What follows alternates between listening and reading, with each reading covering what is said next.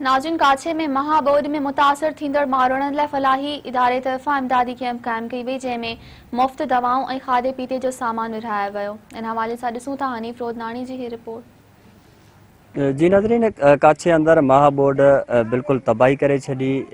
जिते सिंध सरकार सिर्फ़ दावाऊं कंदे नज़र अची रही है, उते फ़िलाई तंज़ीमूं ऐं फ़िलाई दोस्त ग्राउंड ते मौजूद आहिनि, जेके कमु करे रहिया आहिनि। हिन वक़्तु काछे जे ॻोठ सावड़ो में customer health care civil society Lahore जे तरफ़ां हिकु रोज़ा मेडिकल कैंप लगाए करे बोड मुतासिरनि जो इलाज कयो पियो थो वञे, जिते सवें बोड मुतासिर दवाऊं वठी रहिया आहिनि।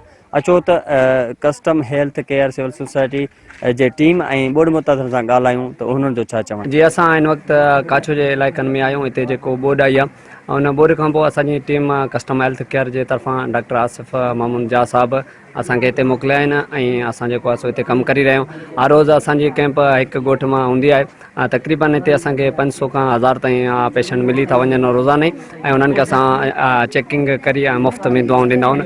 ऐं उनखां अलावा असांजी टीम राशन बि ॾिए पई, टेंट बि ॾिनो आहे, सुकल राशन बि ॾिनो आहे, पकल चांवर बि असां ॾियूं पिया ऐं काफ़ी सारा इलाइक़े में कमु करे चुका आहियूं। ऐं रस्तनि जी थोरी मुश्किलात आहे, तॾहिं बि असां जेको आहे सो पंहिंजे हाल मुताबिक़ कमु कयूं पिया। जेको आहे सो कस्टम हेल्थ केयर सोसाइटी जी तरफ़ खां असां जस्ट था कयूं उन्हनि खे, जो हिन जेको ॾुखे माहौल में जिते गवर्नमेंट जी एक्सेस न आहे, उते अहिड़े ॿाहिरि ॾूरनि इलाइक़े में हिनजी कैंप ई आहे। इंसान जी ख़िदमत जे लाइ काफ़ी बहितरीनु कमु पिया कनि ऐं काफ़ी जेको आहे सो माण्हुनि खे रिलीफ मिले पियो।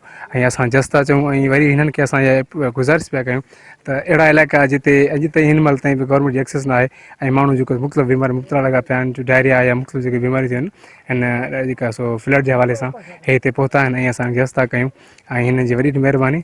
ऐं ॿिया जेके दोस्त आहिनि उन्हनि खे चऊं था त हिननि सां हेल्प कनि ऐं अहिड़े इलाइक़ा जिते केरु न पुॼी सघियो आहे, हिननि खे मालूमात ॾियनि त हे उते वञी अहिड़े क़िस्म जी कैंप लॻाइनि। जी, बिस्मिल्लाहिर्रहमानिर्रहीम।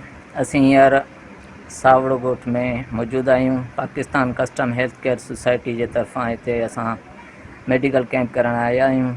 तक़रीबन असां 100-150 मरीज़ हींअर बि कास्ट करे चुका आहियूं ऐं अञा बि कैंप जारी आहे। जीअं मरीज़ ईंदा रहंदा असां इंशाअल्लाह ताला अञा कंटिन्यू आहे। तक़रीबन शाम 5-6 बजे ताईं असां हिते सावड़ो में मौजूदु हूं ऐं असां तक़रीबन हिते इन काछे जे इलाइक़े में 5-6 ॾींहं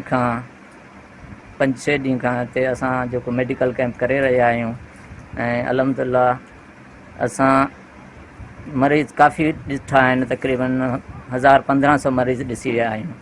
कहिड़ियूं बीमारियूं डॉक्टर साहब साईं हिते बीमारी तक़रीबन ॾिसूं पिया थी, मलो घणो आहे, ज़ख़म जेके आहिनि न हिते गर्माश जे करे माण्हुनि खे मरीज़नि खे माना मलो ऐं बुखार आहे, उल्टी जुलाब, इहे तक़रीबन काफ़ी बीमारियूं आहिनि।